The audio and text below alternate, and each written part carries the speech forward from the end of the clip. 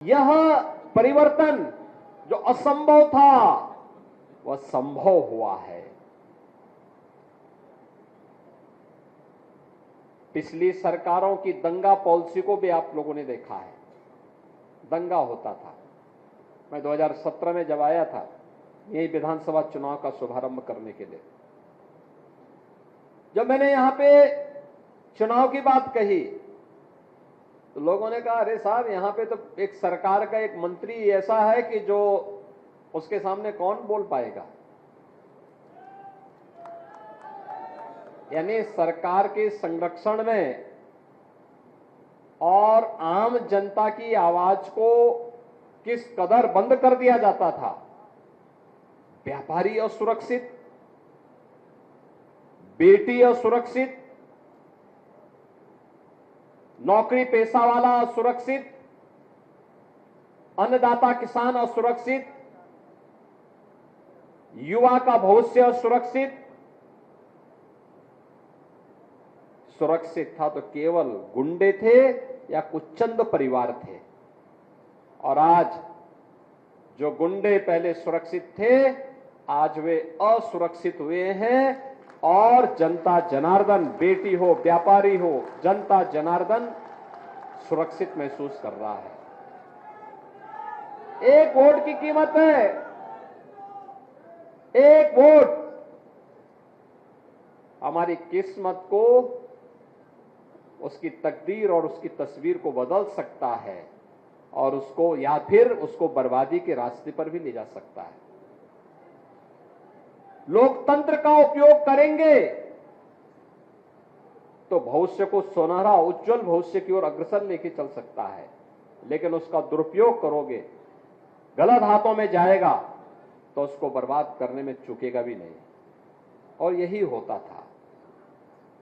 और मैं अभिनंदन करूंगा आप सबका, बुलंदशहर वासियों का खास तौर पर।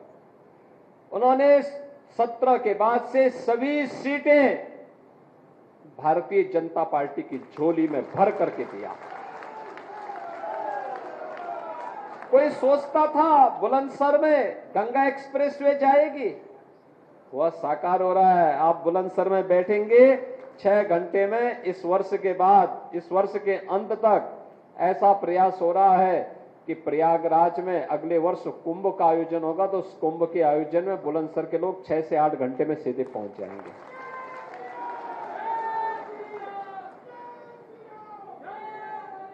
बुलंदशहर में मेडिकल कॉलेज की स्थापना होगी, ये कोई सोचता था? आज वो सपना साकार हुआ है। खुर्जा का क्रॉकरी के बारे में कोई सोचता था कि इसको पहचान मिलेगी? प्रधानमंत्री जी ने जब विदेश दौरे पर गए तो तत्कालीन इंग्लैंड के प्रधानमंत्री थे, उनको यही का ओडीओपी भेंट दिया था। छा गया था बुलंदशहर दुनिया के अंदर। ये वोट की कीमत है। और चुनावी सभा के पूर्व में आपके बीच में इसलिए आया हूं कि समाज को मानसिक रूप से तैयार करने के लिए आप सबकी सबसे बड़ी भूमिका होने वाली है। धर्माचार्य हो, शिक्षक हो, चिकित्सक हो, अधिवक्ता हो, व्यापारी हो या सीए हो, ये सभी लोग अपने अपने तबके में, अपने अपने जगह पर, उसका एक अपना महत्व है।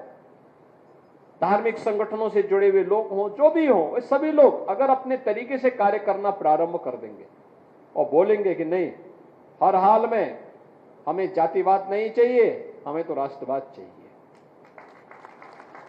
हमें परिवारवाद नहीं चाहिए, हमें तो सबका साथ और सबके विकास के भाव के साथ कार्य करने वाले लोग चाहिए। आखिर सरकारें पहले भी थी। 1947 से 2014 तक इस देश ने सरकारों को देखा है, अनेक सरकारों को देखा है। मोदी जी के आने के पहले 15 सरकारें आ चुकी थी। अटल जी की सरकार को छोड़ दिया जाए, शेष सरकारें क्या कर रही थी? तब क्यों नहीं गरीब कल्याण की योजनाएं हो पा रही थी? तब क्यों नहीं गरीबों को फ्री में राशन मिल पा रहा था? तब क्यों नहीं गरीबों को सिर ढकने के लिए छत मिल रहा था? प्रधानमंत्री आवास योजना कहां थी? तब गरीबों को स्वास्थ्य बीमा का कवर क्यों नहीं मिल पा रहा था? तब नौजवानों की नौकरियां कहां थी? तब बेटी और व्यापारी को सुरक्षा कहां थी? ये लोग केवल उपयोग करते रहे, समाज को जातिवाद के नाम पर बांटते रहे, अराजकता का फैलाते रहे और उन पेशेवर गुंडे, अपराधियों और दंगाइयों को प्रश्रय देकर के अपनी राजनीतिक रोटी सेंकते रहे। हम भी अपनी सज्जनता के कायल होकर के जाति की हवा में बह जाते थे और अंततः दुष्परिणाम हमारी पीढ़ियों को भुगतना पड़ा। हमारा ये उत्तर प्रदेश, जिस उत्तर प्रदेश के बारे में लोग कहते हैं यूपी का मतलब क्या कहते, मैं कहता हूं यूपी का मतलब अनलिमिटेड पोटेंशियल, असीमित संभावना, असीम संभावना वाला प्रदेश है ये प्रदेश पहचान के लिए मोहताज हो गया। तो असीमित संभावना इसमें नहीं होती तो भगवान राम, भगवान कृष्ण, भगवान शंकर, मां गंगा, इन सब का आशीर्वाद हमें मिलता क्या? दुनिया की सबसे उर्वरा भूमि हमारे पास क्या नहीं है? हमारे पास है सबसे अच्छे हस्तशिल्पी हमारे पास, सबसे अधिक योग्य युवा हमारे पास। तो हम हाथ क्यों फैलाएंगे? हम अपनी ऊर्जा को और अपने स्वाभिमान को आगे बढ़ाएंगे और उत्तर प्रदेश के माध्यम से भारत के विकास में अपना योगदान देंगे। आज यही उत्तर प्रदेश कर रहा है। जिस उत्तर प्रदेश को पिछली सरकारों ने बदहाल बना दिया था, वही उत्तर प्रदेश आज मोदी जी के नेतृत्व में देश की अग्रणी अर्थव्यवस्था बन रहा है। जिस उत्तर प्रदेश में कोई निवेश नहीं करना चाहता था, मैं देख रहा था अभी प्रधानमंत्री जी ने 10.5 लाख करोड़ रुपए के निवेश के प्रस्ताव को जमीनी धरातल पर उतारा है और लगभग 40,000 करोड़ रुपए का अकेले बुलंदशहर में आया है। बहनों और भाइयों, ये जो निवेश के प्रस्ताव हैं, लाखों नौजवानों के लिए नौकरी के प्रस्ताव हैं। लाखों नौजवान नौकरी और रोजगार पाएगा। विकास के कार्य इसके साथ चलेंगे और इसीलिए मैं आपका आह्वान करने के लिए आया हूं कि लोगों को मानसिक रूप से तैयार करने के लिए। मैं जानता हूं डॉक्टर भोला सिंह को कोई समस्या नहीं चुनाव जीतने में, आपका आशीर्वाद उसके साथ रहे।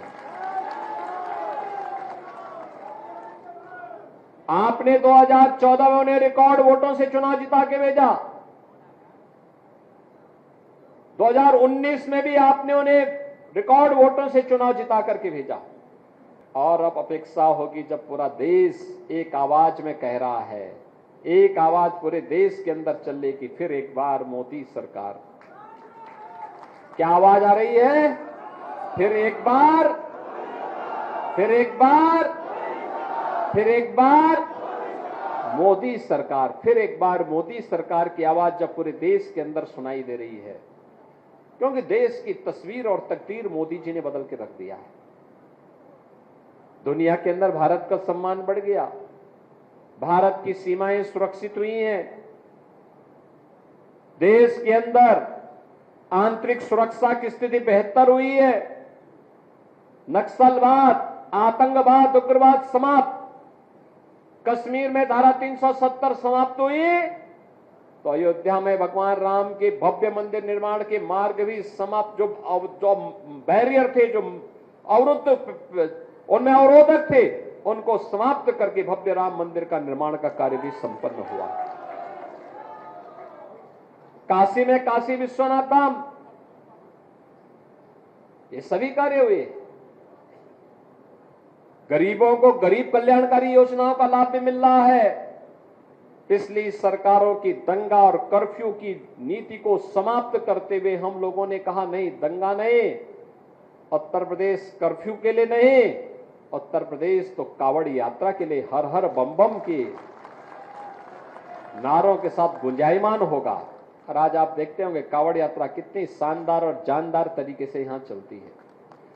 लोग सोच ही नहीं पाते कि भाई इतने बड़ी संख्या में लोग कैसे चल रहे हैं। हमने कहा भी देखो यही भारत है, उनकी आस्था का सम्मान करो, वह आपको सिर आंखों पर बिठाने का काम करेगी। और यह जनता जनार्दन का यही आशीर्वाद लेने के लिए मैं आपसे कहूंगा, भोला सिंह को आप 5 साल अपने यहां दौड़ाइए, ठीक बात है, लेकिन चुनाव के दौरान यह अपेक्षा करना कि वह घर घर जाए संभव नहीं होगा।